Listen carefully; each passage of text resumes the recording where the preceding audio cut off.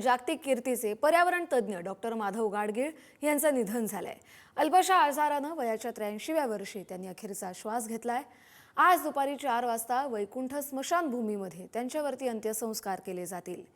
Doctor Madhav Gadgil यांनी आपलं संपूर्ण आयुष्य निसर्ग आणि पर्यावरणाच्या अभ्यासासाठी समर्पित केलं होतं। त्यांच्या निधनानं पर्यावरण आणि परिसंस्था संवर्धनासाठी सातत्यानं आवाज उठवणारा एक विद्वान मार्गदर्शक हरपल्याची भावना व्यक्त केली जाते आहे।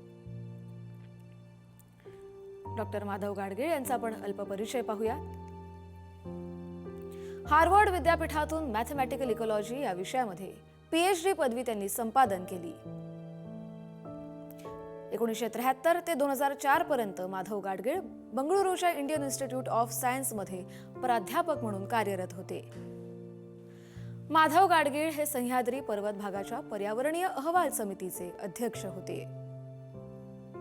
बंगळुरूतील इंडियन इन्स्टिट्यूट ऑफ सायन्स मध्ये सेंटर फॉर इकॉलॉजिकल सायन्सेसची स्थापना करण्यात त्यांनी महत्त्वाची भूमिका बजावली। भारतातील एक नामवंत पर्यावरण शास्त्रज्ञ, लेखक आणि संशोधक म्हणून ते जगभर प्रसिद्ध होते। 1986 ते 1990 या काळात भारताच्या पंतप्रधानांच्या विज्ञान आणि तंत्रज्ञान सल्लागार मंडळाचं सदस्यत्व त्यांनी स्वीकारलं। भारतातील पहिल्या निलगिरी जैवशास्त्रीय संरक्षित क्षेत्राच्या निर्मितीत त्यांनी मोलाचं योगदानही दिलंय। 1998 पासून ते 2002 पर्यंत जागतिक पर्यावरण सल्लागार समितीचे सभासदत्व त्यांनी पाहिलं। अमेरिकेच्या राष्ट्रीय विज्ञान प्रबोधिनीचे विदेशातलं सदस्यपद देखील त्यांना मिळालं होतं। डॉक्टर माधव गाडगीळ यांचा अल्प परिचय आपण पाहतोय। आज ते आपल्यात नाहीत। ब्रिटिश आणि अमेरिकन इकॉलॉजिकल सोसायटीचे मानद सदस्यत्व देखील ते होते।